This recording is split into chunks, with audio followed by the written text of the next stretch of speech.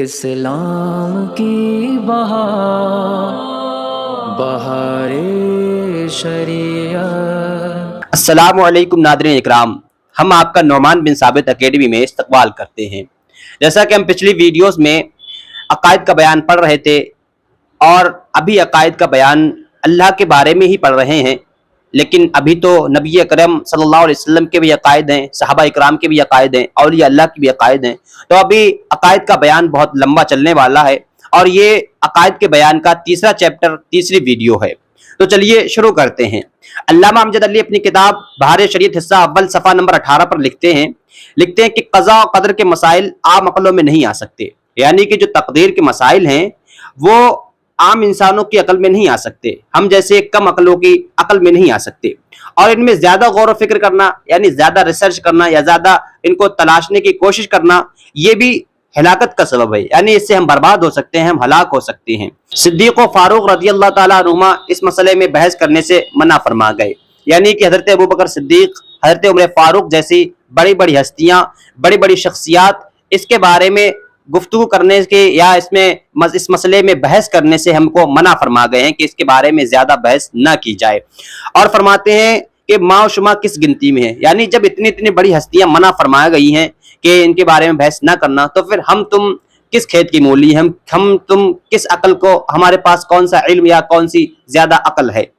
اتنا سمجھ لو کہ اللہ تعالیٰ نے آدمی کو مثل پتھر اور دیگر جمادات کے بے حس اور بے حرکت نہیں پیدا کیا،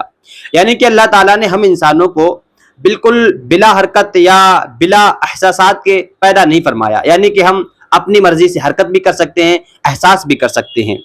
بلکہ اس کو نوع اختیار دیا ہے، یعنی کہ اللہ رب العزت نے ہم کو ایک نوع اختیار دیا ہے، ایک اختیار دیا ہے ہمیں کہ ایک کام چاہے کرے اور چاہے نہ کرے، یعنی کہ ہم اگر ایک کام کرنا چاہیں اور ایک کام نہ کرنا چاہیں تو ہم اس میں بالکل مجبور نہیں ہیں کہ اللہ تعالیٰ نے ہمیں مجبور پیدا کر رکھا ہے کہ جو وہ چاہے گا وہی ہوگا، نہیں، بلکہ اللہ رب العزت نے ہمیں بھی اختیار دیا ہے کہ ہم چاہیں ایک کام کریں یا نہ کریں، اور اس کے ساتھ ہی عقل بھی دی ہے، یعنی اللہ رب العزت نے ہمیں جو کام کرنے کی طاقت بھی دی ہے اس کے ساتھ عقل بھی دی ہے کہ بھلے برے نفع نقصان کو پہچان سکے۔ اور ہمیں عقل کس لیے دی؟ تاکہ ہم بھلائی کو، برائی کو اور اچھائی کو اور اپنے نفع و نقصان کو پہچان سکیں، اور ہر قسم کے سامان اور اسباب مہیا کر دیے، یعنی ہماری زندگی جینے کے جو سامان تھے وہ سارے ہمارے لیے مہیا کر دیے۔ فرماتے ہیں کہ جب کوئی کام کرنا چاہتا ہے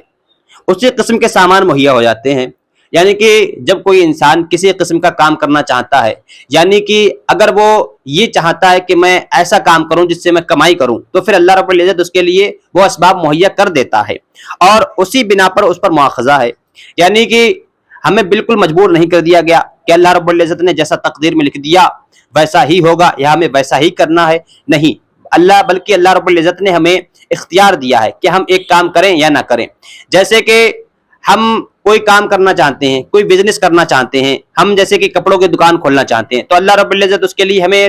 وسائط اور ہمارے لیے وسائل پیدا کر دے گا، ہمارے لیے اسباب مہیا کر دے گا، اور جو ہمارے لیے اسباب مہیا کیے گئے اللہ رب العزت ہماری انہی پر مواخذہ کرے گا اور انہی اسباب پر ہماری گرفت ہوگی، اسی وجہ سے ہماری گرفت ہوگی، کیونکہ اللہ رب العزت نے آپ کو مجبور نہیں کیا، اگر مجبور کیا ہوتا تو پھر آپ پر گرفت نہیں ہوتی، آپ کے حساب و کتاب نہیں ہوتا، کیوں؟ کیونکہ آپ اللہ رب العزت کے دست قدرت میں بالکل مجبور تھے، اللہ رب العزت نے آپ کو بالکل مجبور بنایا، تو جیسا اللہ نے چاہا ویسا ہم نے کیا، تو ہم پر کس بات کی گرفت بن رہی ہے؟ لیکن اللہ رب العزت نے ہمیں بالکل مجبور پیدا نہیں کیا، بلکہ اللہ رب العزت نے ہمیں ایک نوع اختیار دیا ہے، ہمیں ایک اختیار کے ساتھ پیدا فرمایا کہ ہم اگر کوئی کام کرنا چاہتے ہیں تو اللہ رب العزت ہمیں اس کی طاقت بھی دے گا اور اس کے اسباب بھی مہیا کر کے دے گا۔ اسی وجہ سے یعنی ہمارے پاس جو اسباب مہیا کیے گئے ہمارے لیے، ہمیں جو طاقت دی گئی، تو ہم اگر اس طاقت کا غلط استعمال کر رہے ہیں، یعنی کہ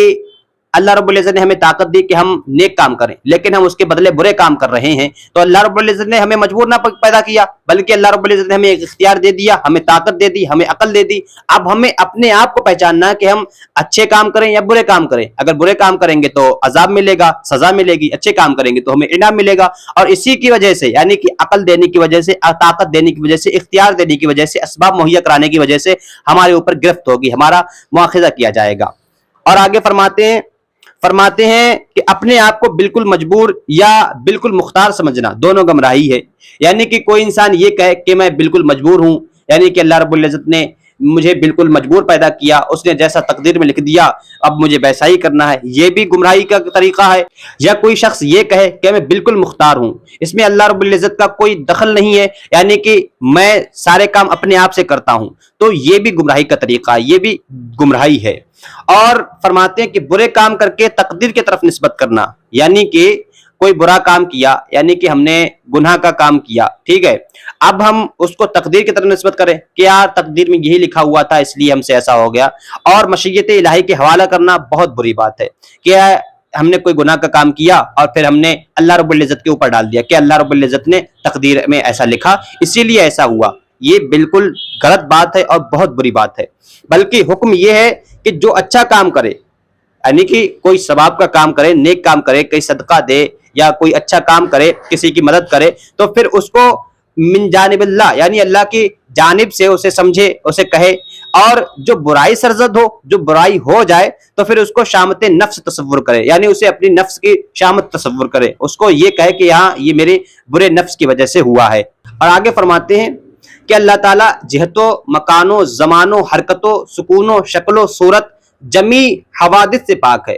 یعنی کہ اللہ رب العزت کسی جہت میں نہیں ہے۔ جہت کتنی ہے؟ جہت یعنی سمتیں کتنی ہیں؟ 4 سمتیں ہیں، پورب، پچھم، اتر، دکن۔ اب اللہ رب العزت ان 4 سمتوں میں سے، 4 جہتوں میں سے کسی جہت میں نہیں ہے۔ اسی طریقے سے مکان، یعنی کہ اللہ رب العزت کا کوئی ایک مکان نہیں ہے کہ کسی ایک خاص جگہ پر رہتا ہو یا اس کے لیے کوئی مکان ہو، ایسا بالکل نہیں ہے، وہ مکان سے بھی پاک ہے، اور اسی طرح زمان سے بھی پاک ہے، حرکت سکون سے بھی پاک ہے، اس کی کوئی شکل کوئی صورت بھی نہیں ہے، وہ ہر طرح کی شکل و صورت سے بھی پاک ہے، کیونکہ یہ جو چیزیں ہیں، مکان ہے، حرکات ہے، سکون ہے، شکل و صورت ہے، یہ تمام حوادث چیزیں ہیں، یعنی کہ یہ سب ختم ہونے والی چیزیں ہیں، اور اللہ رب العزت واجب الوجود ہے، یعنی کہ جو چیز حادث ہوگی وہ واجب الوجود نہیں ہو سکتی، یعنی کہ یہ چیزیں حادث ہیں، ختم ہونے والی ہیں، اللہ رب العزت ان ساری چیزوں سے پاک ہے۔ اور آگے فرماتے ہیں کہ دنیا کی